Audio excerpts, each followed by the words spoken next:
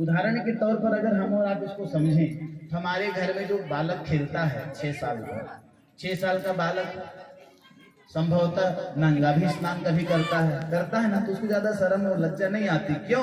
क्योंकि अभी वह स्त्री और पुरुष के बोध से अबोध है बालक, उसको उसका ज्ञान नहीं है, उसका मन पवित्र है, मन उसका निश्चल है। ठीक उसी प्रकार से सुखदेव महाराज जी का मन पवित्र और मन निश्चल था।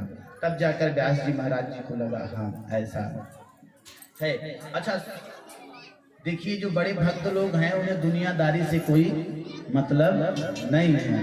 क्या रखा है झूठी दुनियादारी में, मुझे रख लेना घनश्याम अपनी सेवादारी में। और भगवान के लिए ऐसा भी कहते हैं, जो बिक रहे थे और खरीदा है आपने, अब वह गुलाम किसी गैर के द्वारे न जाए। यह पंडित जी लोग, ब्राह्मण लोग, साधु सन्यासी अपने लिए कहते हैं कि जब हमें संसार में कोई नहीं पूछता था तो आपने पूछा, और अब हम आपके आपके दर के सेवक हो गए, चाकर हो गए। जो बिक रहे थे और खरीदा है आपने, भगवान आपने अपनी कृपा से हमें खरीद लिया। अगर आपकी कृपा न होती तो हम जहाँ पर हैं आज वहाँ न होते, और हम इस योग्य नहीं है जहाँ पर है वहाँ तक आपने हमको पहुँचाया। आपने हमको इतना दिया जिसकी हमें योग्यता भी नहीं थी। और जब भगवान जिसको खरीदने फिर वो कहीं नौकरी करने जाएगा, वह कहीं नौकरी सर्विस फिर मांगने नहीं जाएगा। इस प्रकार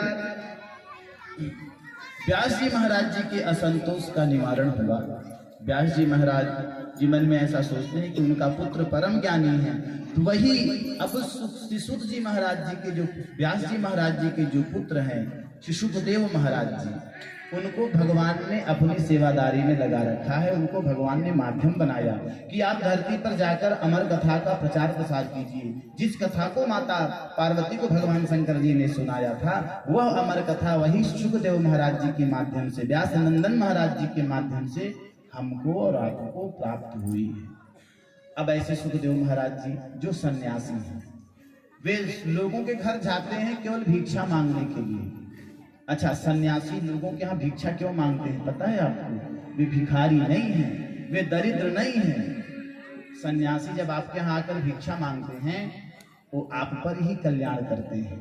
संभवतः कि हम अन्न को कमाने के लिए कुछ झूठ भी बोलते हों, किसी को पीड़ा भी पहुंचाते हों, यह संभव है ना आजकल की दुनियादारी में।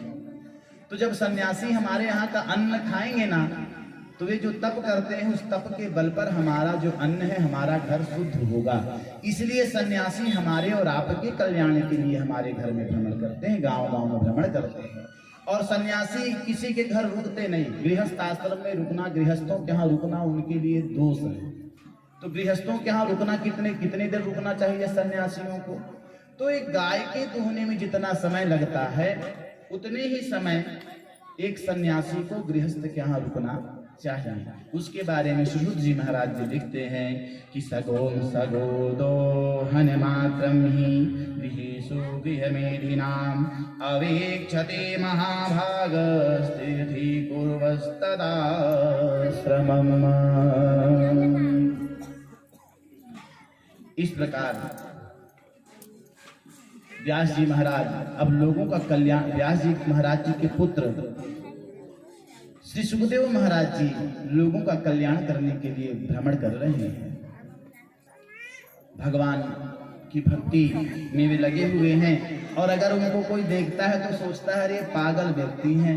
कोई ज्यादा भी देता है अनाज तो बोलते हैं नहीं मुझे इतना नहीं चाहिए, मुझे केवल थोड़ा सा दे। बोलते हैं जितने में हमारा काम चल जाए उतना ही देना है, ज्यादा लेके क्या करूंगा। तो लोग सोचते हैं कैसा पागल व्यक्ति है, अरे मिल रहा है तो ले लेना चाहिए, दुकान में बेच देना चाहिए, बेचकर पैसा रख लेना चाहिए। लेकिन वे सन्यासी अपने ही मस्त में भगवान वे मस्त रहते हैं।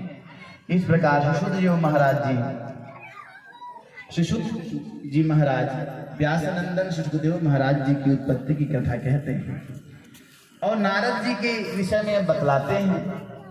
नरम ददाति ज्ञानम इति नारदः,